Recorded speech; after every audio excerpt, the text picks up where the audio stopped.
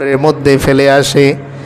আর আমার ওই বান্দা যদি দুনিয়াতে আমাকে সন্তুষ্ট করে আসতে পারে, মুনকার নেকির যখন প্রশ্ন করার জন্যে আসে মার রব্বুকা, এই প্রশ্ন করার সঙ্গে সঙ্গে বান্দা যেহেতু জগৎ পাল্টিয়েছে তার মনে আসে না, কিন্তু এই বান্দা দুনিয়াতে আমার সামনে সিজদা দিত, রুকু করত, তাই আমি আল্লাহ তার কানে কানে বলে দিই, বান্দা উত্তর দাও রব্বি আল্লাহ, ও বান্দা মুনকার নেকির রে বলে দাও আমার রব হচ্ছে আল্লাহ। এরপর যখন আবার মুনকার নেকির প্রশ্ন করে মা দিনুকা, তোমার ধর্ম কি, জগৎ পাল্টানোর কারণে, পরিবেশ পাল্টানোর কারণে বান্দার মনে আসে না, তো আল্লাহ কানে কানে বলে দেন, ও বান্দা বলো দিনী আল ইসলাম, আমার ধর্ম হচ্ছে ইসলাম। এরপর যখন রাসূল করিম সাল্লাল্লাহু আলাইহি ওয়াসাল্লামকে দেখিয়ে বলে, এই লোককে, যেহেতু নিজের চোখে বান্দা কোনোদিন আল্লাহর রসুলকে দেখে নাই, তাই তার জবান দিয়ে আসে না কি উত্তর দিবে, তো আল্লাহ ওই বান্দার কানে কানে বলে দেন, ও বান্দা বলো এই ব্যক্তি হচ্ছেন আমাদের নবী মুহাম্মদ সাল্লাল্লাহু আলাইহি ওয়াসাল্লাম।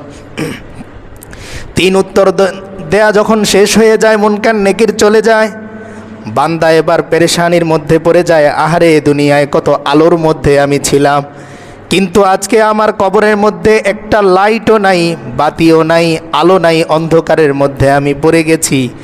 দুনিয়ায় আমি নরম জাজিমের মধ্যে ঘুমাইতাম, আহারে নিচে আজকে আমার কেবল মাটি। দুনিয়ায় এত বড় করে আমি ঘর বানিয়েছিলাম, কিন্তু আজকে এই ছোট্ট ঘরের মধ্যে আমি কেন পড়ে গেলাম। সঙ্গে সঙ্গে আল্লাহ তাআলা আসমান থেকে একজন ফেরেশতাকে পাঠান, যাও আমার এই বান্দা দুনিয়াতে বহু কষ্ট করেছে, এত বড় ঘরে থেকেও বান্দা আমাকে সিজদা দিতে ভুলে নাই, এত বিলাসিতার মধ্যে থাকার পরেও বান্দা আমাকে ডাকতে ভুলে নাই, তাই আজকে আমি আল্লাহ আমার ওই বান্দাকে ভুলবো না। যাও আমার ওই বান্দার 3.5 হাত ঘরটাকে এত বড় করে দাও, তার চোখের জ্যোতি যত দূর পর্যন্ত যায়, তার এই ছোট্ট 3.5 হাত এই ঘরটাকে এত বড় তোমরা করে দাও। আবার আল্লাহ বলেন, আমার এই বান্দা দুনিয়াতে বিছানার মধ্যে ছিল, নরম বিছানায় থেকেও বান্দা আমাকে ভুলে নাই, তাই যাও আমার ওই বান্দার জন্যে জান্নাত থেকে বিছানা এনে তার নিচে বিছিয়ে দাও। তো আমি যদি দুনিয়াতে আমার আল্লাহকে বন্ধু বানাতে পারি, তো আল্লাহ তাআলা আমার কবরটাকে অন্ধকার রাখবেন না, কি করে দিবেন, তিনি আলোকিত করে দিবেন। তো আল্লাহ তাআলা জাহান্নামীদেরকে পরিচয় করিয়ে দিলেন যে তোমরা যদি জাহান্নামী দেখতে চাও তো এই মানুষগুলো হচ্ছে জাহান্নামের অধিবাসী। এরপর আল্লাহ তাআলা ধমক দিয়ে বলতেছেন, হুম ফিহা খালিদুন, তারা সেখানে চিরকাল থাকবে। আমরা একটা মাসআলা জানি যে কোনো মুসলমান বান্দা যে জীবনে একবার দিল থেকে কালিমা পড়েছে, এই মানুষটাও একদিন না একদিন কোথায় যাবে, জান্নাতে যাবে। কিন্তু অনেক জায়গায় আমরা কোরআনে পাবো যে আল্লাহ তাআলা শাস্তি স্বরূপ বলতেছেন যে তারা জাহান্নামে চিরকাল থাকবে। তাহলে এই কথা আর আমাদের যে আকীদা যেটা আমরা জানি তো মিলল না।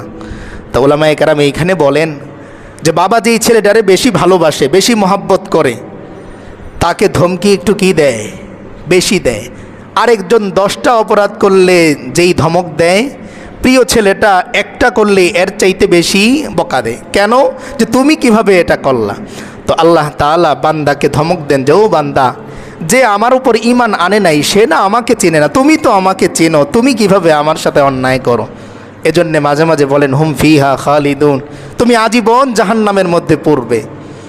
কিন্তু হাদিস বলে ভিন্ন কথা। আমি সংক্ষেপে শুধু মনে করিয়ে দিব, হাদিসটা আমরা আগেও শুনেছি যে একজন গুনাহগারকে আল্লাহ তাআলা জাহান্নামে দিবেন, জান্নাতে যাওয়া সর্বশেষ ব্যক্তি তিনি। তো এই বান্দা জাহান্নামের আগুনের মধ্যে পড়তে থাকবে, পড়তে থাকবে। হঠাৎ একদিন আল্লাহকে ডাক দিবে, আল্লাহ জাহান্নামের আগুনে আমার বড় কষ্ট হচ্ছে, পুরো দেহ আমার পুড়ে গেছে, ও আল্লাহ একটু মেহেরবানি করে জাহান্নামের কর্নারে আমাকে নিয়ে দেন। আল্লাহ বলবেন, না তুমি অন্যায় করেছো, শাস্তি হিসেবে তোমার জাহান্নামেই পড়তে হবে। বান্দা তখন বলবে, আল্লাহ জাহান্নামেই থাকবো, কিন্তু একটু কর্নারে আমাকে নিয়ে দেন, একটু শাস্তি যেন আমার কমে। আল্লাহ বলবেন, ঠিক আছে যাও, তোমার কথা রাখলাম, কিন্তু সাবধান আমার কাছে আর কিচ্ছু চাইবা না। এরপর আল্লাহ তাআলা ওই বান্দাকে একটু কর্নারে নিয়ে দিবেন। কিছুদিন যাওয়ার পর আবার আল্লাহকে ডাকতে থাকবেন, আল্লাহ আল্লাহ। আল্লাহ বলবেন, ও বান্দা আবার কি হলো? বান্দা আবার বলবে, আল্লাহ এখানেও আমার বড় কষ্ট হচ্ছে, আপনার কাছে আবদার, আমাকে একটু জাহান্নামের উপরে উঠিয়ে দেন। আল্লাহ বলবেন, তুমি না কিছুদিন আগে বললে আর কিছু চাইবে না? বান্দা বলে, ও আল্লাহ আপনার ইজ্জতের কসম, কথা দিলাম আর কিচ্ছু চাইব না, শেষবারের মতন আমাকে একটু জাহান্নামের উপরে আপনি বসিয়ে দেন। আল্লাহ তার কথা রেখে যখন জাহান্নামের উপরে বসিয়ে দিবেন, কিছুদিন পর আবার সে আল্লাহকে আল্লাহ আল্লাহ বলে ডাকতে থাকবে। আল্লাহ বলবেন, ও বান্দা আবার কিসের জন্যে ডাকো? ওই বান্দা বলবে, আল্লাহ দূরে একটা সুন্দর গাছ দেখা যায়, আপনি তো আমাকে জান্নাতে দিবেন না, তাই আমার শেষ চাওয়া ওই গাছের নিচে আমাকে একটু বসতে দেন। আল্লাহ বলবেন, না তুমি তো এর আগেই কথা দিয়েছিলে আর কিচ্ছু চাইবে না। বান্দা বলবে, আল্লাহ এটাই আমার শেষ চাওয়া, আর কিচ্ছু আপনার কাছে আমি চাইব না। আল্লাহ আবার তার কথা রাখবেন, ওই গাছের নিচে তাকে বসিয়ে দিবেন। ওই গাছের নিচে বসে দূরে এসে দেখতে পাবে কোথাও খাওয়া দাওয়া চলতেছে, বোঝা যায়। ওখান থেকে বান্দা আবার বলবে, আল্লাহ। আল্লাহ জিজ্ঞেস করবেন, বান্দা এর আগের বার তো তুমি বললে আর কিচ্ছু আমার কাছে চাইবে না, তাহলে এখন আবার কেন আমাকে ডাকো?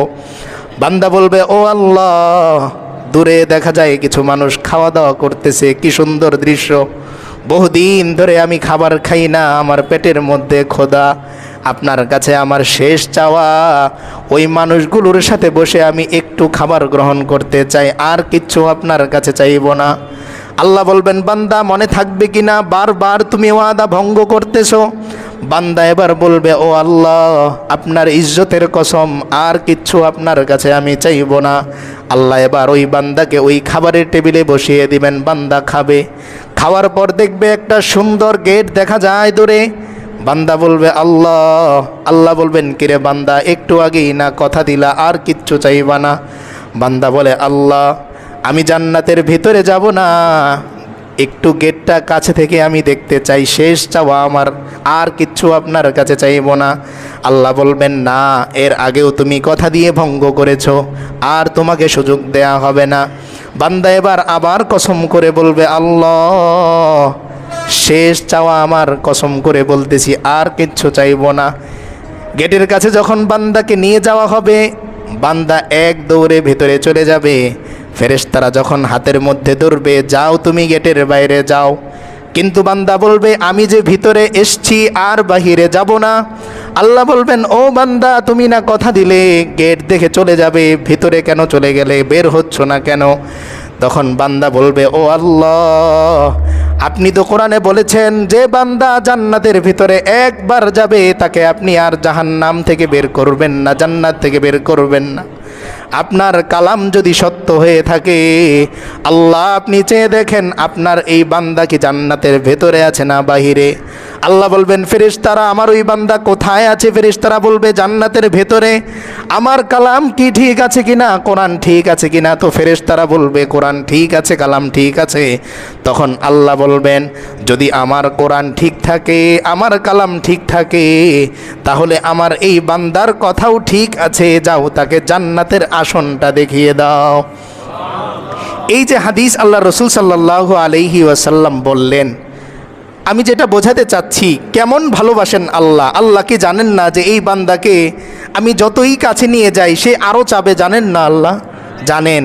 কিন্তু আল্লাহ তাআলা এই হাদিসটা এই বান্দাদেরকে শোনানোর মাধ্যমে বোঝাতে চান যে বান্দা, যেই আল্লাহ আমি হাসরের ময়দানে এত কঠোর হব, কিন্তু বান্দা এই কঠোরতার মধ্যেও আমি তোমার জন্যে এতটা দয়াশীল থাকব যে আমি জানি তুমি এরপরে আবার চাইবে, আবার চাইবে, কিন্তু জেনেও আমি আল্লাহ বারবার তোমার কথা রাখবো, কারণ আমি তো পারবো না তোমাকে জাহান্নামে রাখতে। কিভাবে রাখবো? তোমার এই চেহারার মধ্যে আমি আল্লাহর কুদরতি হাতের স্পর্শ আছে, তোমার এই কপালের মধ্যে আমি আল্লাহর কুদরতি হাতের স্পর্শ আছে। ও বান্দা আমি কিভাবে পারবো তোমাকে জাহান্নামে জ্বালাতে? তো আল্লাহ তাআলা যে সমস্ত জায়গায় মুসলমানদের ব্যাপারেও চিরস্থায়ী জাহান্নামের কথা বলেছেন, এগুলো কী স্বরূপ বলেছেন? ধমকি স্বরূপ বলেছেন। এরপরে এখানে একটি ঘটনার কথা আল্লাহ তাআলা নিয়ে আসলেন হযরত ইব্রাহিম আলাইহিস সালামের ব্যাপারে। হজরত নূহ আলাইহিস সালামের নাতির ঘরের নাতি, মানে ওনার নাতি